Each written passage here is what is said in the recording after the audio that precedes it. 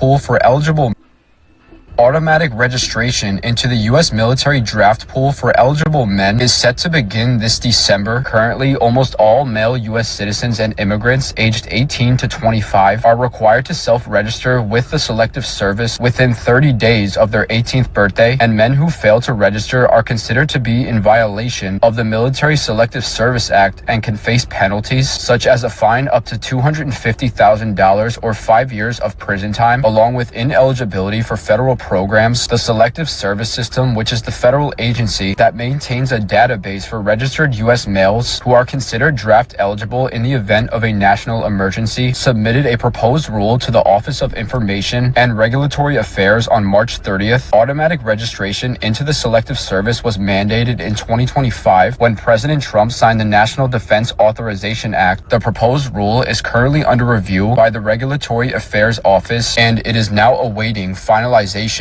Breaking news coming out of the USA, the automatic registration for the United States military draft will begin in December of 2026, and most likely this will affect males from the age of 18 to 25. Let's go over the specifics and discuss. So beginning December 18th, the Selective Service System will automatically register eligible men, U.S. citizens and residents age 18 to 25 for the military draft using federal data from the Social Security Administration and the Department of Motor Vehicles. This shift from self-registration to automated registration, mandated by the fiscal year 2026 National Defense Authorization Act, aims to improve compliance and equity while reducing costs, according to proponents. Now, this is not a new draft, right? This law does not create a new military draft. It only updates the registration process for a potential future Congress-authorized draft.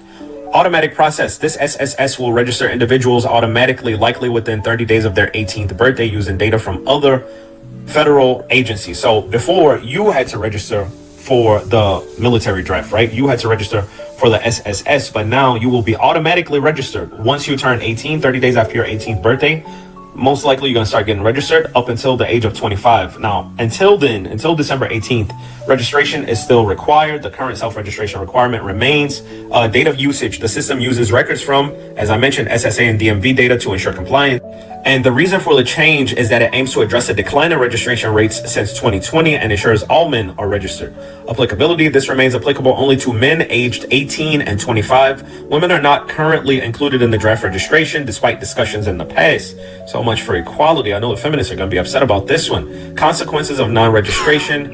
Failure to register previously or after this change can still result in penalties, including ineligibility for federal employment and student loans. This update aims to ensure a more complete database, as the previous system of self-registration was often overlooked, particularly affecting lower socioeconomic populations. Now, let me know what you all think about this. I personally believe the timing is convenient. All right. I believe the timing of all of this is convenient with everything that's going on. And we're starting to see members of the House of Representatives, as well as other American leaders and politicians, starting to speak out against President Trump. But all the while, they are doing things to supposedly save money and get people registered, right? Whether they register on their own or not, they're going to get you registered either way. So is this for what's going on in Iran? Did they see a longer gain, or is this for something more sinister taking place in the future, right? I don't know. But if you are between the ages of 18 and 25 and a man or a woman, let me know what you think about this. If you are a feminist, are you mad that you won't be automatically registered for the draft? Or if you are 18 to 25 years old living in America, how do you feel about this? Are you happy? Are you sad? Do you feel like you got to do what you got to do? You're not worried? Shalom, shalom, Israel. First and foremost, I want to give all honor, glory, and praise unto YAHAWAH, Hashem, YAHAWASHI, Hashem, Rekwak, Hashem, honors the elders and apostles, great millstone, shalom to my Akim, Wakwathim, who are diligently waiting to be delivered from this foul captivity, as well as the speckled bird that may look like the other nation, but are actually Yasharala. This is what the Kawaka Kamiyachu no lesson. And today's lesson, very clearly, we see that there is going to be a military draft, okay, and it's going to start, as the guy said, December 18th, this year. December 18th of this year. Very, what's the word? Very expected, I guess, especially given the freaking war that DJT just started. So, funnily enough, it is only the only people that are actually, what's it called? Required or automatically signed up is, what did it say? whatever, I forgot. Anyway, but basically you see that those are the people that are signed up for it, and right now it's not looking good for America right now. All right, it is not looking good for America right now. They pissed off their allies, and all the stuff that is going on. We see that what's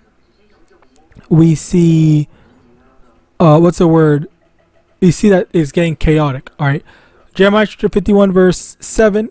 Babylon left been a golden cup in the Lord's hand that made all the earth drunken. The nations have drunken of her wine. Therefore, the nations are mad. So the nations are mad, and they're basically getting ready to take their anger out on Babylon. And unfortunately for the American people, they have to go and fight in a war that they did not start, that they didn't have any say in, that they barely, I bet most of them barely even knew about it or even know what its purpose is in the first place. But you do have some dumb ass jakes and dumbass people in general that live in America and will dick ride regardless, not understanding the true purpose of it, and not understanding that the war in general that DJT started was objectively illegal. Like that,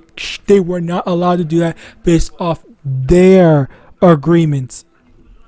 All right, but hey, of course they don't care about what's right and what's wrong. Furthermore, Sirach chapter 4 verse 27, make not thyself an underling to a foolish man, neither accept the person of the mighty. Basically, why would we should not be making ourselves an underling onto this devil that's over here easily like setting up situations for there to be people to die, for there to be his people that are dying for what? Like what's the purpose, or what does this accomplish? You're not accomplishing anything, because the only thing that's going to happen is that the people are going to be brought to their deaths for nothing. Like there's nothing that gets accomplished. Nothing's going to get accomplished for this besides Esau the top beef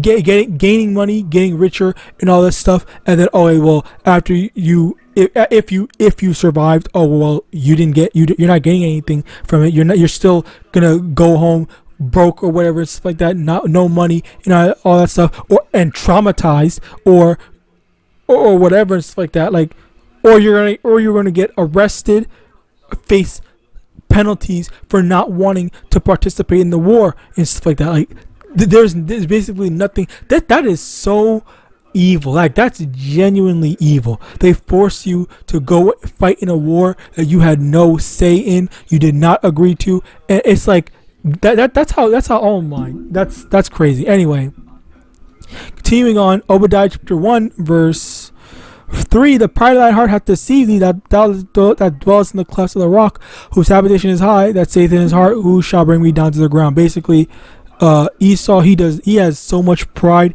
he cannot fathom, maybe I'm wrong, let me take a step back, maybe this is not the right thing to do, and all this stuff, where he is full-fledged okay with doing the things that he's doing. All right, like, this is, he doesn't see anything wrong with what he's with the problems that he made, with the conflict that he started, once again, unprovoked. All right, it's like there's no shame in it, but it's just like might makes right, and whatever he does, it will work out for him. Like, no, that's not how things work. Now, 2 Ezra chapter 16 verse 34, in the war shall, no, let me start off with this actually. Matthew chapter 24 verse 3, as he sat upon the Mount of Olives, the disciples came to him privately, saying, tell us, when shall these things be, and what shall be the sign of thy coming and of the end of the world? And Yahushua answered and said unto them, take heed that no man deceive you, and many shall come in my name, saying, I am Mashiach, and shall deceive many. And ye shall hear of wars and rumors of wars. See that ye be not troubled. For all these things must come to pass, but the end is not yet. For a nation shall rise against nation, and kingdom against kingdom, and there shall be famines and pestilence and earthquakes in diverse places. All these are the beginning of sorrow. And as a result of this being the beginning of sorrow, or waiting for the sorrows to escalate, all right, for more of this war to go down, so that we see, okay, this is the good news. This is what we need to see for Yahawashi to return. All right. Next, Second Ezra chapter 16 verse 34. In the war shall their bridegrooms be destroyed, and their husbands shall perish of famine. So there's going to be the war is going to happen, and we see these wars as that more and more stuff is happening, and it is going to lead unto the inevitable return of Yahawashi. Slakia, I'm going to say Yahawashi. So as a result of that, we're watching these things happen, so that we know that, okay, Yahawashi is going to deliver us. Everything's going to be all right. Everything's going to be good and stuff like that. We just have to push through this. All right. Now let me also get this.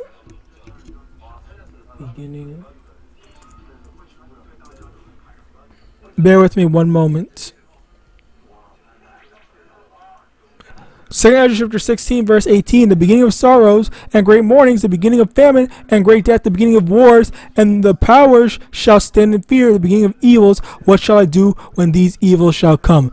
So this is what we have to look forward to, where there's going to be famine, a lot of death, wars, everything. Evils is going to multiply. All right. And as a result of that, Esau is the one that's perpetuating this, pushing this through, but yet they're the ones that's saying, "Oh, we want to help the people. We know we're looking for we have everyone's best interest in mind." Well, clearly that's a lie. So with that, I pray, system of that, I want to give all honor, glory, and praise unto Yahawah, Shem, Yahawashi, Shem, honor to the elders and apostles, great millstone, above and shalom.